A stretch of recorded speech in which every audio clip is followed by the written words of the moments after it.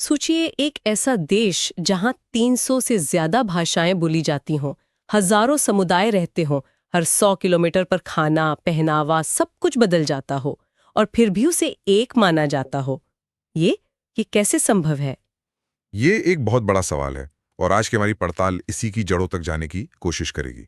हमें जो स्रोत मिले हैं वो भारत की इसी पहचान, अनेकता में एकता, को सिर्फ एक नारे की तरह नहीं देखते, अच्छा। बल्कि रोजमर्रा की जिंदगी के दिलचस्प उदाहरणों से समझाते हैं। आज हम देखेंगे कि कैसे हमारी थाली में, हमारे कपड़ों में, त्योहारों में, यहाँ तक कि हमारी दादी नानी की कहानियों में भी। बिल्कुल, कैसे विविधता के बीच एकता का एक बहुत मजबूत और एक तरह से अदृश्य धागा बुना हुआ है। और ये समझना इसलिए भी जरूरी है क्योंकि ये सिर्फ कोई किताबी बात नहीं है। नहीं, बिल्कुल नहीं। ये एक अरब से ज्यादा लोगों की उस साझा सांस्कृतिक पहचान को समझने की कोशिश है जो इतनी विभिन्नताओं के बावजूद उन्हें जोड़े रखती है। तो चलिए, जैसा श्री अरबिंदो ने कहा था, भारत के इस एक में अनेक के सिद्धांत को जरा खोल कर देखते हैं। बिल्कुल। तो पड़ताल को शुरू करने के लिए सबसे पहले इस विविधता के विशाल पैमाने को समझना जरूरी है। स्रोतों के मुताबिक 20वीं सदी के अंत में भारतीय मानव विज्ञान सर्वेक्षण ने एक बहुत बड़ा सर्वे किया था, शायद दुनिया में अपनी तरह का सबसे बड़ा। और उन्होंने क्या पाया? उन्होंने जो पाया वो हैरान करने वाला था। उन्होंने देश भर में 4635 अलग अलग समुदायों की गिनती की। 4635? हाँ, और भाषाओं की बात करें तो 325 अलग अलग भाषाएं और 25 लिपियां दर्ज की गई। अरे वाह, ये तो सिर्फ आधिकारिक गिनती है। जी। बोलियों को मिला लें तो ये संख्या हजारों में पहुंच जाएगी। मैं इसका कोई जवाब है? यही वो सवाल है जो विंसेंट स्मिथ जैसे ब्रिटिश इतिहासकारों को भी परेशान करता था। अच्छा। उन्होंने एक बार लिखा था, इतनी हैरान कर देने वाली विविधता के बीच भारत का इतिहास कैसे लिखा जा सकता है? सही सवाल है। और स्रोतों के अनुसार इसका जवाब इसी विचार में छिपा है, अनेकता में एकता। ये कोई विरोधाभास नहीं है, बल्कि यही भारत का स्वभाव है। और इसे समझने के लिए हमें इतिहास की किताबों से निकलकर अपनी रसोई में झांकना होगा। रसोई में? ये तो दिलचस्प है। मतलब हमारी रोज की दाल रोटी में ये सिद्धांत कैसे छिपा है? देखिए, भारत में लाखों तरह के पकवान हैं। हर घर, हर गांव का अपना एक अलग स्वाद है। ये तो है। लेकिन अगर आप ध्यान से देखें तो इन सब में एक एकता है। लगभग हर हिस्से में कुछ अनाज और दालें आम हैं, जैसे चावल, गेहूं, बाजरा, ज्वार। उत्तर से लेकर दक्षिण तक? हाँ, पूरब से लेकर पश्चिम तक ये हमारी थाली का आधार है। तो इसका मतलब ये हुआ कि थाली में जो दाल चावल है वो एकता का प्रतीक है, और उसे पकाने का तरीका, हाँ। जैसे उत्तर भारत की दाल मखनी और दक्षिण का सांबर, हाँ, वो विविधता है। ये तो सोचने का एक बिल्कुल नया तरीका है। आपने बिल्कुल सही पकड़ा। मूल सामग्री यानी एकता वही रहती है, लेकिन उसे बनाने और परोसने के तरीके यानी विविधता वो अनगिनत हैं। और सिर्फ अनाज ही नहीं, मसालों को देखिए। मसाले? हाँ। हल्दी, जीरा, धनिया, इलायची, राई, ये कुछ ऐसे मसाले हैं जो आपको कश्मीर से लेकर कन्याकुमारी तक हर रसोई में मिलेंगे। मिलेंगे जरूर। उनका इस्तेमाल करने का तरीका अलग हो सकता है, लेकिन वो मौजूद जरूर होंगे। तो एक ही थाली में एकता और अनेकता दोनों का स्वाद एक साथ मिल जाता है। तो जिस तरह मसालों का एक ही धागा पूरे देश के खाने को अलग अलग तरीकों से महकाता है, वैसा ही कुछ हमारे पहनावे के साथ भी है ना? बिल्कुल। और यहाँ स्रोतों में साड़ी का एक बहुत ही बेहतरीन उदाहरण दिया गया है। साड़ी? हाँ। साड़ी क्या है? सिर्फ एक बिना सिला हुआ लगभग 5 से 9 मीटर लंबा कपड़ा। यह है उसकी एकता, लेकिन उसकी विविधता देखिए। बनारसी, कांजीवरम, पैठणी, पटोला, चंदेरी, जामदानी, सैकड़ों किस्में हैं। सैकड़ों। हर क्षेत्र की अपनी बुनाई, अपना डिजाइन, अपना रंग। ये सच है, कपड़ा एक ही है, लेकिन उसे बनाने का तरीका और सबसे बढ़कर उसे पहनने की शैली हर कुछ किलोमीटर पर बदल जाती है। बिल्कुल। कहीं सीधा पल्लू, कहीं उल्टा पल्लू, कहीं बंगाली स्टाइल, कहीं महाराष्ट्रीय नौवारी स्टाइल, अनगिनत रूप है। और स्रोत बताते हैं कि इसका इतिहास भी बहुत पुराना है। बहुत पुराना। बिहार के वैशाली में एक पत्थर की मूर्ति मिली है। अच्छा। जो ईसा पूर्व की बताई जाती है। अच्छा। और उसमें एक महिला को साड़ी पहने हुए दिखाया गया है। तो ये परंपरा हजारों साल पुरानी है। लेकिन जो बात इसे और भी खास बनाती है वो ये है कि ये सिर्फ एक पहनावा नहीं है। हाँ, मुझे याद है स्रोत में कुछ तस्वीरें थीं जिनमें दिखाया गया था कि कैसे गांव में महिलाएं साड़ी से बच्चों के लिए झूला बना लेती हैं। सही।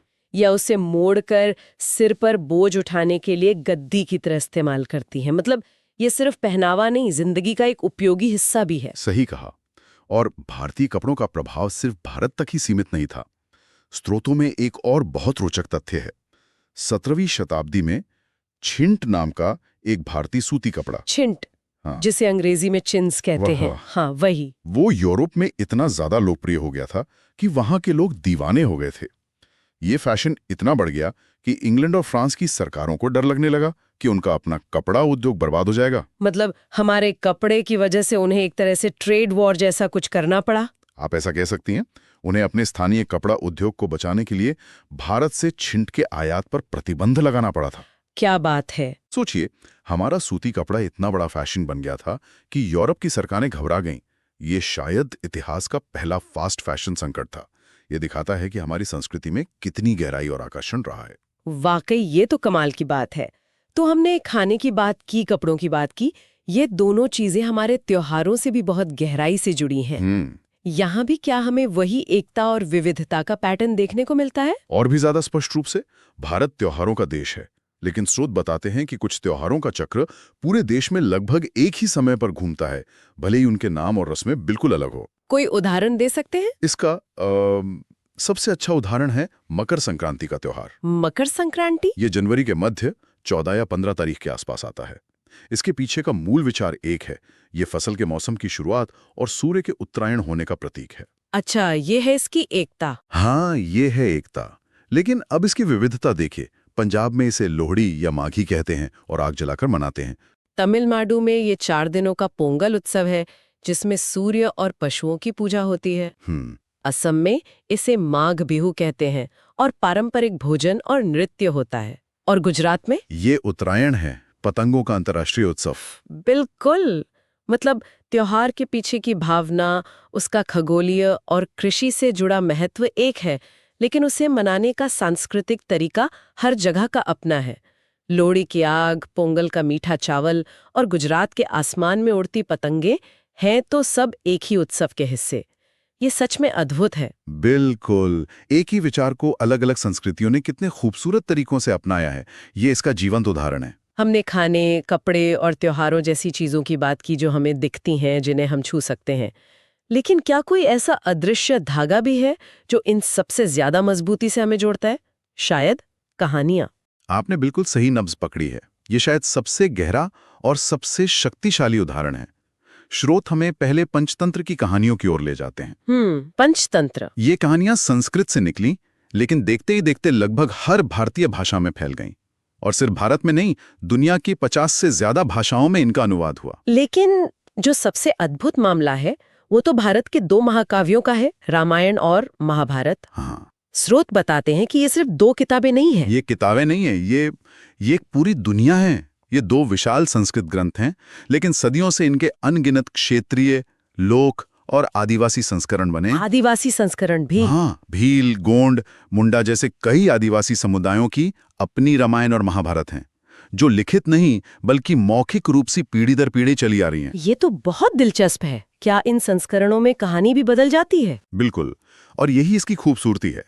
स्रोत बताते हैं कि उदाहरण के लिए कुछ लोक संस्करणों में रावण को एक दुखद नायक के रूप में देखा जाता है। अच्छा। एक विद्वान जिसे परिस्थितियों ने खलनायक बना दिया, न कि सिर्फ एक राक्षस के रूप में। कुछ कहानियों में सीता को एक ज्यादा शक्तिशाली और स्वतंत्र चरित्र के रूप में दर्शाया गया है, जो अपने फैसले खुद लेती हैं।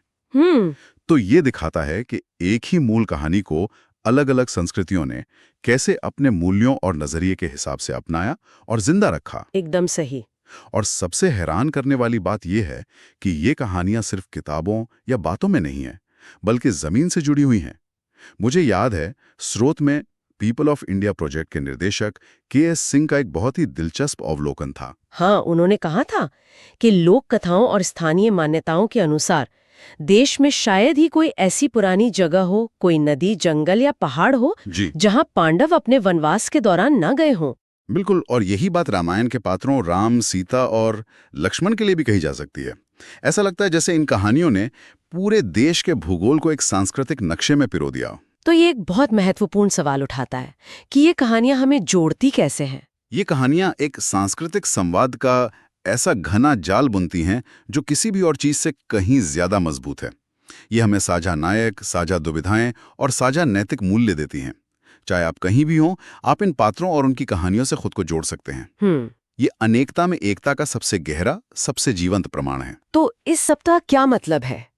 आज की इस पड़ताल में हमने रसोई की थाली से लेकर कपड़ों के धागों तक, त्योहारों की रौनक से लेकर महाकाव्यों की प्राचीन दुनिया तक का सफर तय किया और हर जगह हमने यही पाया कि भारत की चकाचौंध कर देने वाली विविधता के नीचे एक गहरी और अटूट एकता की नदी बहती है। इसका सार यही है कि भारतीय संस्कृति में विविधता को कभी विभाजन के तौर पर नहीं देखा गया। सही है। इसे एक ऐसी समृद्धि, एक ऐसी दौलत के रूप में देखा गया है जो एकता के धागे से पोषित होती है और उसे और भी मजबूत बनाती है। जाने से पहले एक विचार हम सबके लिए छोड़ जाते हैं। स्रोत में जवाहरलाल नेहरू का एक उद्धरण है जो उन्होंने अपनी किताब भारत एक खोज में लिखा है।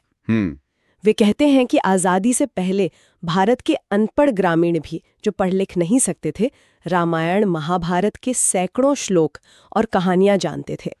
उनकी रोज की बातचीत इन कहानियों के नैतिक उदाहरणों और मुहावरों से भरी होती थी। यह एक बहुत शक्तिशाली अवलोकन है। हाँ, तो सवाल ये उठता है कि आज की इस डिजिटल दुनिया में, जहां हमारे पास जानकारी का असीमित भंडार है, जहां हम दुनिया की कोई भी कहानी एक क्लिक पर देख सकते हैं, क्या हमारी अपनी कहानियों का वो साझा ताना बाना, वो अदृश्य धागा जो हमें जोड़ता था, कहीं कमजोर पड़ रहा है?